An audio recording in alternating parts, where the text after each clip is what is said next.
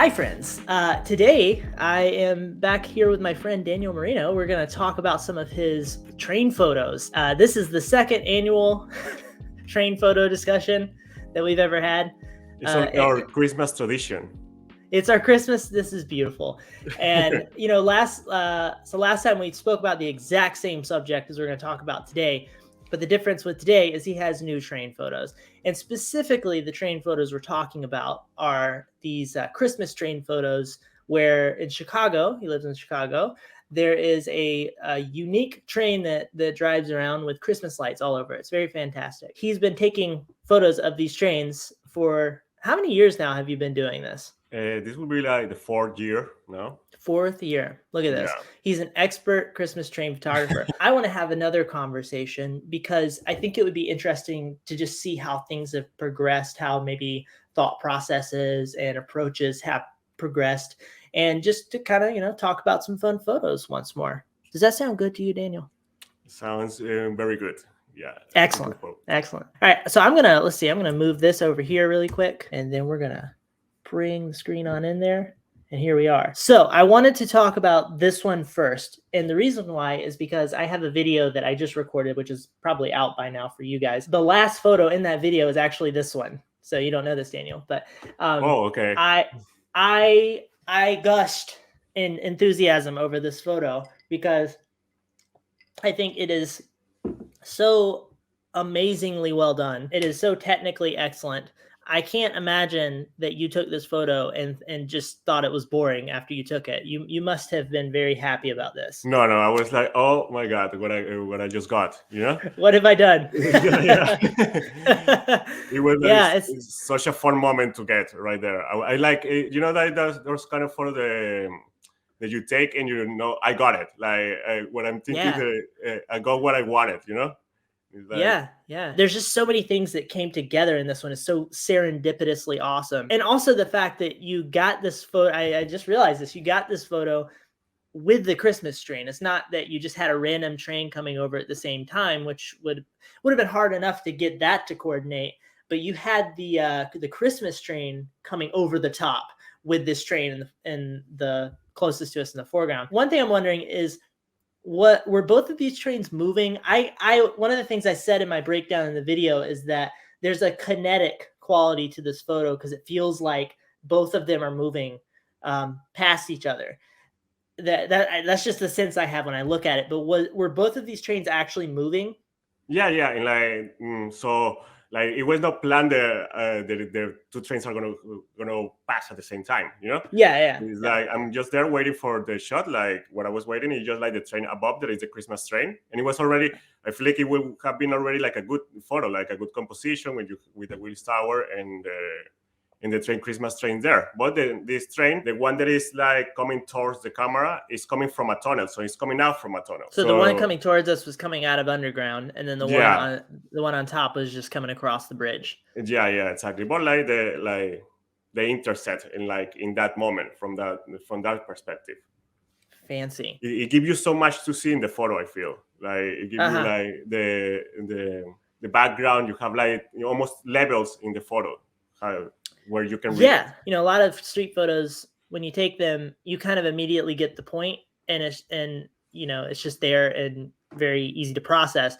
But in this case, you have a lot of things that you can look around at, but it's not that the photo is cluttered and unorganized. It's that it's extremely organized, and you're able to kind of playfully move through the frame. Everything makes sense. It's great. And then, of course, you have the tower going straight up in the middle, acting as kind of like a mountain. There's all these, I was thinking about the focal points in this photo.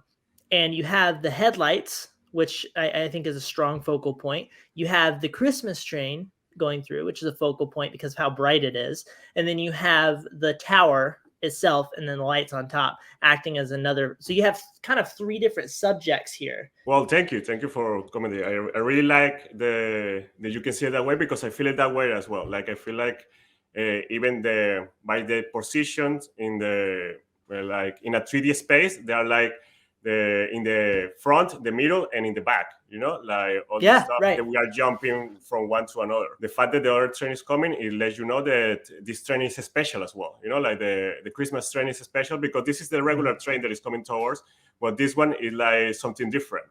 And like Yeah. the lights in the tower as well, it's like it all keeps you in the subject of like the Christmas color. So I feel like it bounces everywhere, and like you can like seeing it, discovering a lot of stuff. The only thing that's missing is like a helicopter right between the two spires or something.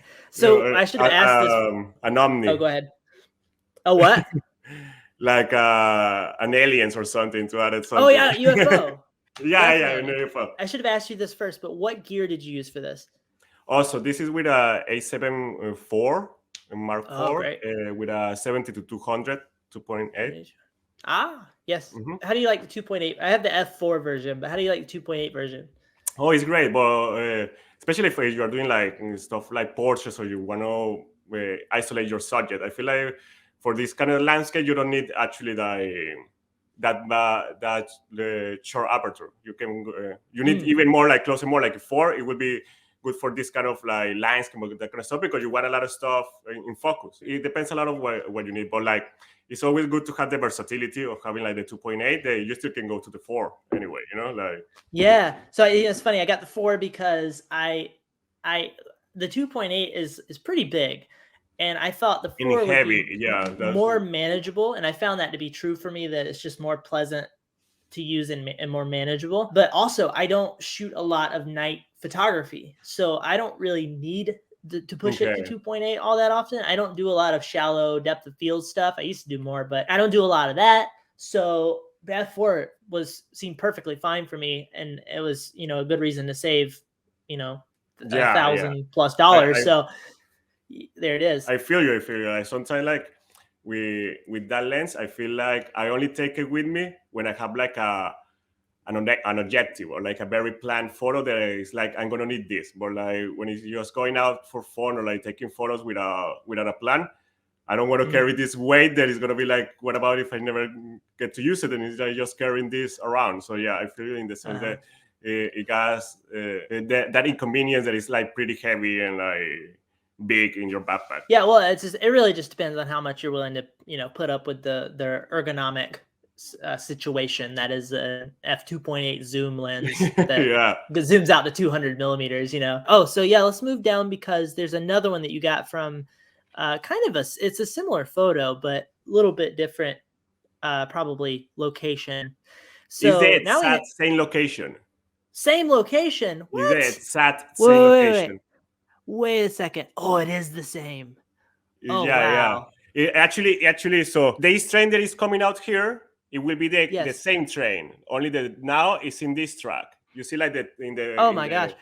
Did you call the train driver and was like, hey, can you loop back around and get on track 17B for me? I'm gonna need this shot. I had that power. I have a vision. Okay, so wow. Okay, so yeah, was this the same night? No. So like this is like couple nights after, because it changed lines from day to day. So like the holiday train just goes like one round in each line. Like the Chicago transit system, like the train system, has 6 lines, if I remember correctly. So like they choose like today is gonna go in the red line, tomorrow is gonna go in the blue line, and it goes like that. Gotcha. So that's the only schedule that people have. So like it's a lot of planning. Like when you're taking these photos, it's a lot of planning of like, okay, I know that the train is gonna pass here, so if I waited in this position, I just had to be waiting for the moment. For this one, it was the same. Like I know that this train is gonna come out from that tunnel, and I have seen it before, like in the other photo. So I can get it now this time. Like it would be perfect. And it will be like now that I think about it, it will be like a good duo photo if I had like a regular train going above, like in the bridge, like in the other one, like to have that back and back. That would be great, dude. Or I guess there's only one. They need to make another Christmas train so you can have dual Christmas trains. Right, yeah. That would have been hilarious, though. You spoke about this a little bit before, but how are you planning to be in the right place at the right time, keeping track of where the train's going to be and all of that fun stuff? I'm scouting a lot, like I had I think that I'm becoming a little bit obsessive about this. Like this year, I have like almost like a whole folder with 100 reference of photos that I'm getting in the year or stuff like of the train, because like every photo that I see or that I take of the train with the Chicago train is a possible Christmas train. Every time that I take a photo of the train, actually I'm thinking, okay, how will look if it was the Christmas train? So that's So like you're using normal trains as placeholders. Exactly. Yeah. But that's right. what I'm trying to do. Yeah, like, and I see like a photo online, or like like where you're getting reference as well, and it's the same. It's like, so this is like this photo here is going to come out this way with the holiday train. It will be this way. So I mark it. I I see the planning of the schedule of the train, and I say, like, okay, I had to be at this time around this time here, and to get it. And you mentioned before that you kept track of the train lines, yeah? Yeah, so you know when the Christmas train is going to be on this track versus this track. Yeah. I know when in what line it's gonna be, and it's like it's a game of This is waiting. available online, probably for people who want to ride the train and whatnot. Yeah, exactly. Like people, other photographers as well use it, like, because it's like available. It's like in the CDA webpage is there. Got it. So okay, so another question I have is this angle seems almost too good to be true on both of these. It seems like you hopped a fence and now you're in an illegal place. How did you achieve this angle? That's from the station. Both of the same photos is from the station, but it's from like right like in the edge of the fence. So there's like a little fence where the station ends, and it's like right there. And like, because I'm using like a 70 to 200, I'm zooming in, so the frame it looks tighter.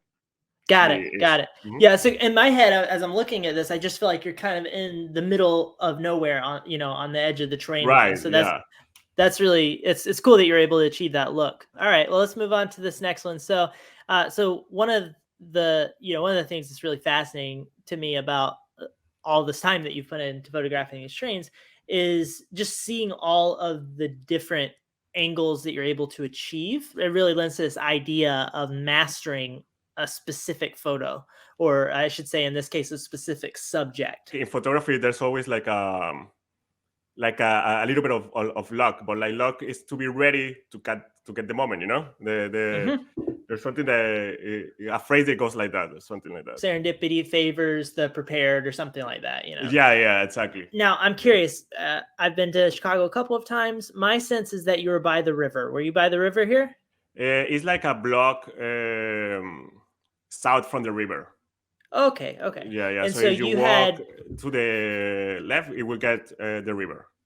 Okay, so 70 to 200 again, yeah? Yeah. Okay. There you go. You can see it. A lot of times what would happen with trying to take a photo like this is the person wouldn't be in the right place, or there'd be like three people and they're overlapping in a weird way, or there's, too many cars close to the guy. He's like clashing with the cars and it doesn't make sense. So it's really nice how you're able to capture this guy silhouetted with his bag walking. And then you have you do a great job at layering. You have the guy, you have the train, and then you have the signs moving into the background, and then you have the buildings going out into the distance, and there's this sense of depth because then you just go off into this foggy abyss. So good job. How did all this come together? Well, thank you as well for the comments. I really like it and appreciate how you read the photos. But okay, great. Well, I was planning like where can I get this, and it's like I had taken this frame previous times without the Christmas train, so it's like the same. That's how we are able to get it there with the Christmas train. This moment passed like 10 seconds, 20 seconds, and the train is gone. So I'm taking as many frames as I can while this is happening. And like what you're saying, it happens in all of the other frames. Like there's like a car going, or there's like like, and this one was like as well. It's there. The worst. It happens. It's the worst, but it's also like it's what makes it so fun. It's the challenge. Yeah. A friend of mine told me something that I like to think about this as well. That is like keeping in the same Christmas like team. There is like a guy has like he's going with his stuff because he's going traveling for Christmas. I got you. So you're saying the guy that's walking is it's like he's traveling. Yeah, yeah, yeah. Yeah. Oh Or yeah. I Okay. see it that way, because he's like carrying this bag behind him. Yeah, I love that. That's a nice little subtle narrative detail. But I love these signs. Like all that's one thing that you get in Chicago that you don't get in New York City. They look like very classic old signs, but it's like Right. because they want to try to keep that aesthetic. Like that signs are there. Some of those are pretty new, but like they want to keep Yeah. Okay, like cool. that same feeling of like of that time, the reminiscent of that time. Right, and there's so many things like that that are unfortunately going away that are so beneficial for street photography. I was looking at a Yeah. photo of I shared on Twitter the other day a photo of New York City in the 1940s, and it was oh my gosh, it was so beautiful. Everybody was dressed up beautifully. You know, the men had suits on, the women had dresses on. All the cars looked wonderful because they were old. You had these old buses going through, and they're rounded off. You know, Uh-huh. Uh-huh. the sidewalk was so clean, and there weren't like parking, ugly parking meters and trash cans and stuff everywhere. It was just I would have loved to be able to photograph in that time. That would have been so Definitely, fun. definitely. I wonder sometimes do people will say that like in I don't know in 60 years about the current photos that we take or like Man, I wish we maybe. still had those 2022 Honda Civics. Yeah, I wish there were more Teslas around. Like, That's so funny. Okay, so another thing I wanted to ask was, did you use a diffusion filter on this? The light looks pretty diffused. no, no, it was like more about the humidity in that moment. It was Aha.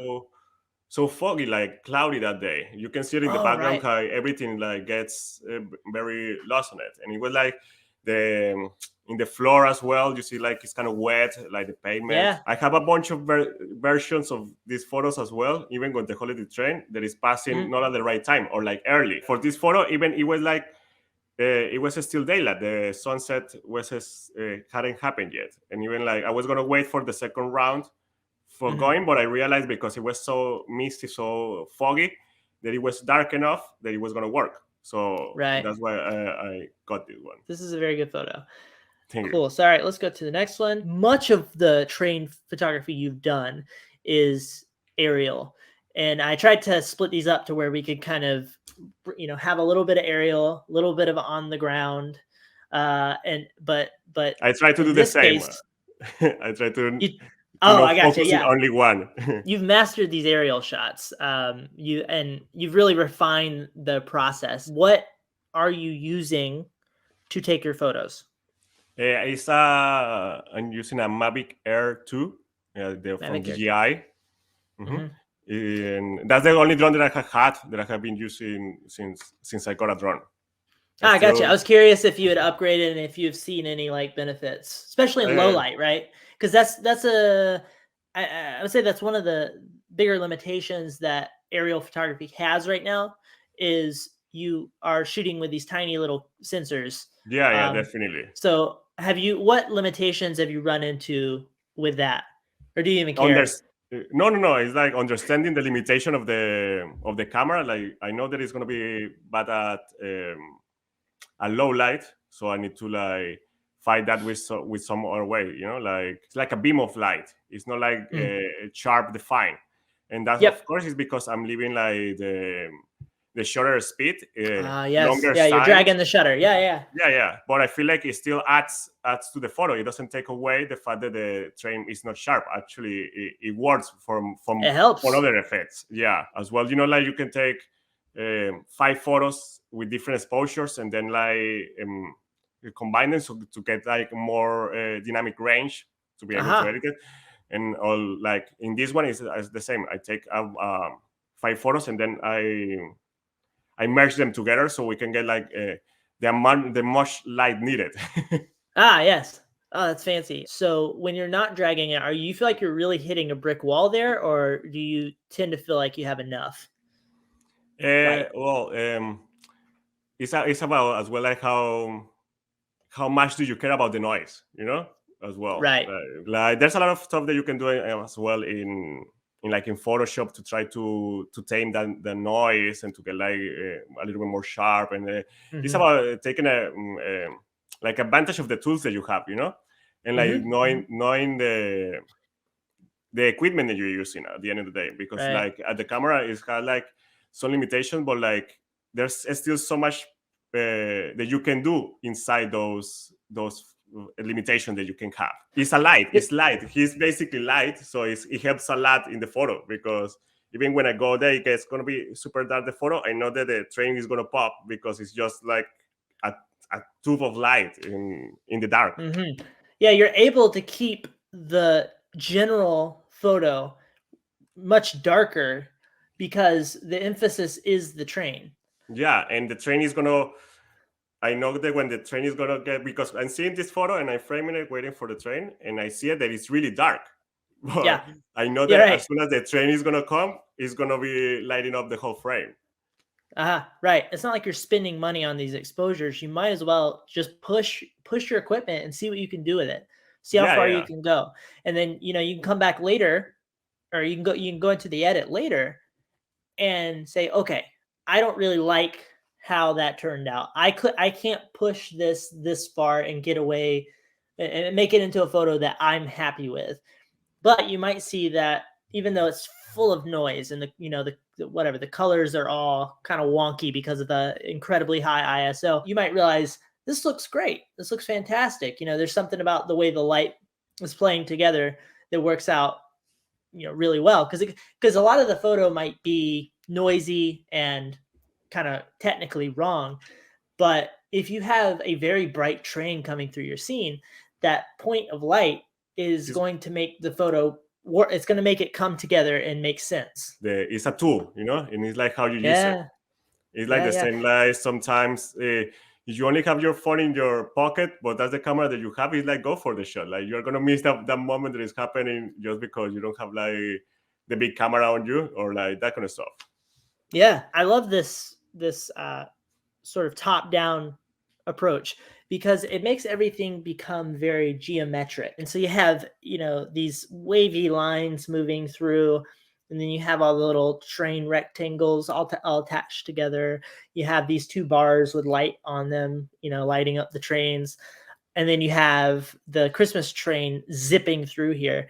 But I love how you can organize the frame in a special way by using a top down approach. That's one of the amazing things about shooting with a drone is you have access to locations and angles that you didn't have before. And this is a great example of that.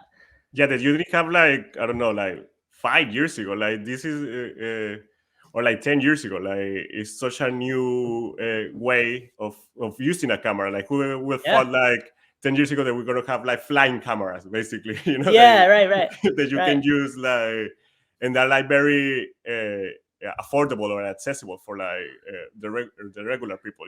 Well, see, yeah, that's the big thing, right? Because in theory, okay, so you had helicopters, Yeah, you could but take photos from a helicopter. There was this concept of a flying camera, and maybe there was some sort of execution of it, but that doesn't mean that it's going to be affordable or easy to do. Like when I worked at a production company a long time ago, we used a drone to film, right. but it was early in the drone ecosystem, and I remember my friend buying parts from like Russia, and they all came in, and then he put the drone together, and it had exposed batteries and wires Okay. hooked up, and it was one of them was a, I think the first one was a quadcopter, and then one of them was an octocopter, and then they put one of those NEX cameras on it, like an A6400 now, like that size. Right. He was putting that on the drone, which would look awesome nowadays, putting something with that big of a sensor onto a drone. Now we have these things that are almost pocketable sometimes. They're very easy to move around, put it in the case, and pull it out, to boop, boop, boop, and then you're and to off. control as well. They are very user friendly. Like, Yes. and there's people that is doing that, like what you're saying. Like, I had you can go online and find like these people that is building their own drones and like putting like red camera or Yeah, like right. to do like crazy shots and like with a great quality. But like for that you need to get way more into like is, you know, you had to learn so much other stuff like building this, like had to have passion about the about doing this kind of stuff, you know, like building Yeah. this quadcopter, like building all these rigs and all this stuff. But like the great is that now it's as well very accessible for anybody just to get this kind of drones and get this similar kind of point of view. Yeah, you had to be handy with wires and cables and such, which is the same Exactly, thing. that's It's what I so mean. funny. Like Wires and cables and cords. Yeah, you had to be handy with that. You had to.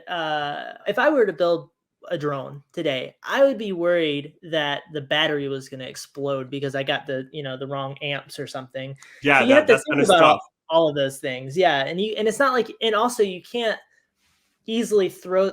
You were telling me before we started that you're going to New York City shortly. If you want to take your drone to New York City, well, if you had to build your drone, then you would have to unbuild your drone so that you could Yeah, travel with it over in New York City. But in this case, you can just toss it in. It's in a like the back size of in a a backpack, large yeah. water bottle, and you just toss it into your bag, and there you go. We are in such an amazing place. Technically, the idea that you can go take you can go get the intro shot to the Planet Earth mountains episode with a Yeah. drone as opposed to having to rent out a helicopter. Uh, that's a great example of that. There's just, yeah, it's great. It's great. Well, talking So, about okay. this one, Yes, uh, go ahead.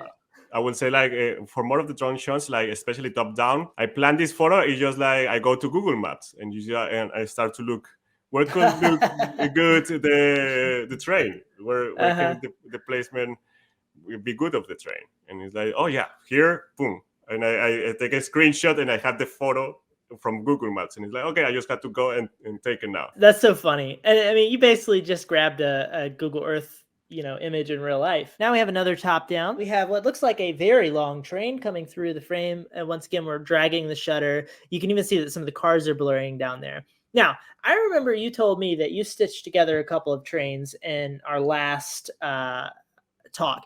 Did you do that here, or was the train just very long? No, no, as well. It's three shots, three Three. photos Oh, combined. Yeah, yeah, I think I see the Santa sleighs 3 times. yeah, yeah. One, You two, can notice like three. by the color right there. Uh-huh. Gotcha. So we have this really cool S curve with the train coming through, right? Going from left to right, we have a street. So already we have this fun set of shapes overlapping, and then we have I'm noticing on the edges they're beautiful. There's nothing coming into the frame in a weird way. If you look on the right hand side by the on the road where it's coming up to an intersection, you have the crossing uh, not indicators, but markings, crossing markings, Yeah. and they're just right on the edge of the frame, but just off. I love stuff like that. It looks really good. We have a building coming in up top and it's sort of a diagonal angle. And then we have other stuff around, but it's quite dark, so it's not competing. Everything is so organized and cohesive looking. Well, thank you. This one is like you said. Like last year, I have like a very similar shot of the train as well. That is like in an Mhm. S curve too. It's not such an S. It's like a different. But I was like thinking as well. Like, okay, I really like how this one turned out. Let me see other locations where I can try to still do like a similar shot. And I found Mhm. this one that I feel like as well. It adds more to highlight the road underneath, and it's like in the center of the frame. So the train, it will be like 6 cars. If you take the photo without merging them together, it doesn't give that effect of the S curve because it's not long enough. So that's why Mhm. I choose to like merge this stuff, this because it gives you like the whole effect or like the S. And as well, I feel like it's like it takes you for all the photo. It's like you enter from the top and you just follow the train. It takes Right. you and it gives you like an exit of the photo, like when you read it. My head does this. Yeah, yeah, it's something like that. Yeah, and it exits on, down at the bottom near the same point that it exits at the top on the opposite Yeah, yeah, and side. it's very symmetrical in that regard. And there's so many components, right? So in this case, you have the train.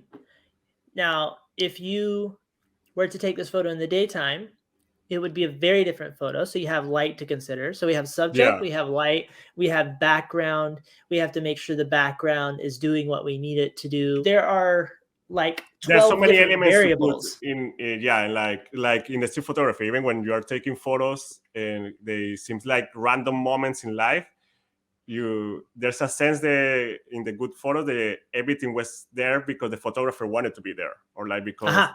the person wanted to be there, and he planned it, even though like maybe it's not planned, but it's because the preparation is the eye and it's the Right. time of reaction, and all those stuff putting together, it's like, yeah, the sun is there because he knew that it was going to be there, and the light and the shadow. So that's what you aiming for, no? Like every day you try to like become better and try to detect this kind of stuff, and someday maybe we're gonna be as good as the good ones. Yeah, the good ones. Yeah, it's like you have to anticipate everything that could go wrong as well. That's something that's pretty difficult for me because I can think through a shot in my head and go to the place, and in my head it's gonna work, right? It's Yeah, everything is gonna be there that I need. But then when I get there, I go, oh wait, there's like 3 different things that I didn't anticipate. And because of that, the shot's not gonna work today. I need to come back in 4 hours, or I need to come right. back tomorrow or a month from now. So there's all of this preparation, there's all this planning to get there at the right time. And then there's the discipline to get up and go outside Yeah, at yeah, that time. definitely. I think that's something that's not spoken about a lot, particularly in the street photography world, because it's something that feels so um, relaxed. You just kind of go out and roam the streets and hope for the best. If you want to get specific shots, you have to plan them, and then you have to decide, okay, I am going to, it's like a meeting. I have a meeting with this photo. Yeah, it's and, exactly and you like have that. to, yeah, you have to get out there and you have to do it. And then even then it might not work. And then you may have to come back again. So I think all of those things can be really beneficial. There's always like that part of luck, but it's like you have to be ready and be able to adapt to make the best of the situation and everything. But like Yeah. it's at least for me, it's always good to like have an ambition of what I want to go to, like with a goal or an objective. Sometimes even Right. is that doesn't. Sometimes it's not the end photo that I get, or like maybe so the good photo that I took that day is totally different of what I was thinking. But I feel like without having the photo or something, I will not try for the other stuff. So Yeah. I like to think Yeah. about it that way. Aim for a target and then be willing to adapt along the way. Yeah, yeah. Okay, so let's talk about this one. So now we're back on the ground, presumably, probably shooting with that 70 to 200 again. Yeah.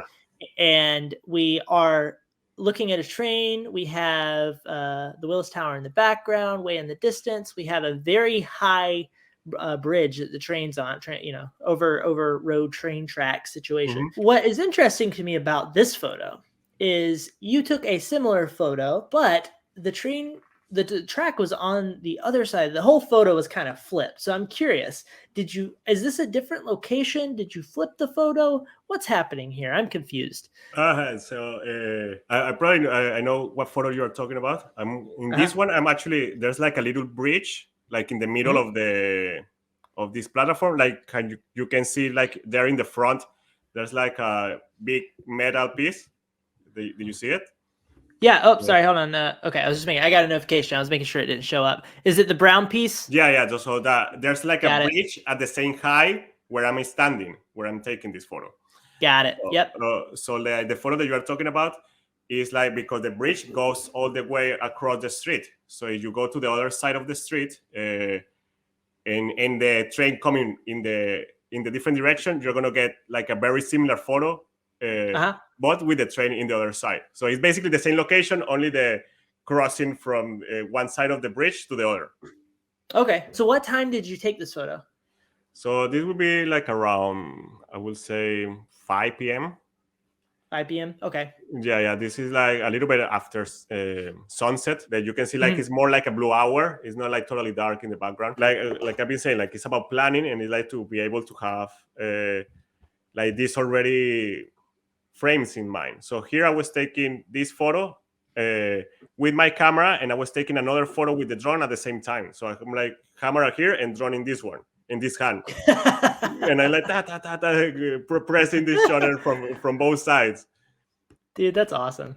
Because like I'm trying to maximize the amount of photos that I can get of the train.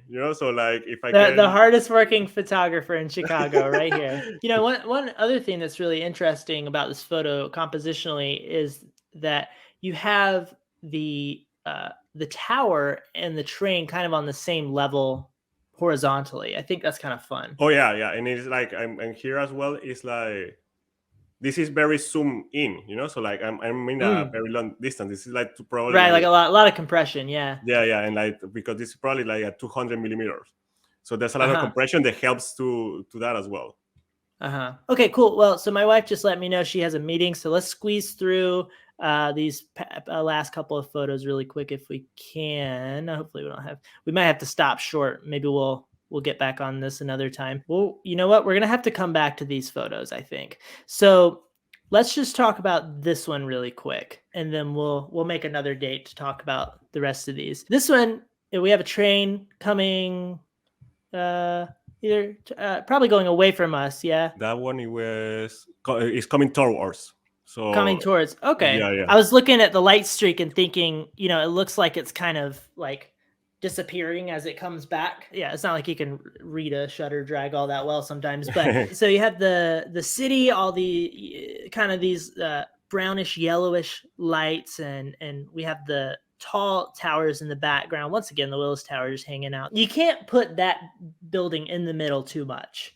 Right. It's such a good focus, and I like the fact that it plays you right away. It gives you like content, like that's Chicago. There's no other place, Yes. Anyway, we have this general haze of kind of yellowish, orangish light, and then we have this train kind of feeling like it's flying through the frame very colorfully.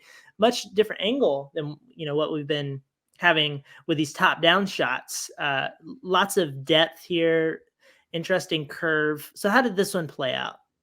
This one was like as well. I use Google Maps, Google Earth to plan this kind of shots. You have to take into consideration as well. They only goes in that overpass like that, in like that curve when it's coming from the city towards north. Like when it's going the other direction, it doesn't pass that way. So it's another thing that you have to think about it when you're getting this shot. I remember that I tried this shot last year, like a similar shot to that from this location, and because I was counting it, I didn't put that into my planning. I got is the train under, and they were like, "Oh no!" It's like when it goes this direction, it doesn't go in that in that elevated platform. This one is a merge of two photos actually, because like the train it wasn't that long, but I feel like it added so much to make it even look like almost like a candy cane, like a Christmas candy cane, the curvature. So I elongate. I merged two photos of the train to make it like look that long. Well, great shots, man. I think we'll wrap it up here. Once again, I added. Well, I underestimate. I thought that we could get too many photos into too short of a time, but we're an hour in, and we still have so many more. We have something to talk about the next time. That's good to know that we will have something to talk about next time. I'm not sure we'll ever run out. That's good. Maybe we could talk about my photos sometime. We should do that. If we ever make it all the way through your Instagram feed. All right, now we'll talk about mine. But we do that in my YouTube channel then. That's excellent. Yep. So this is what we'll do. We'll finish your feed out. You'll make your YouTube channel, and then you'll start interviewing me. Let's go. This is great.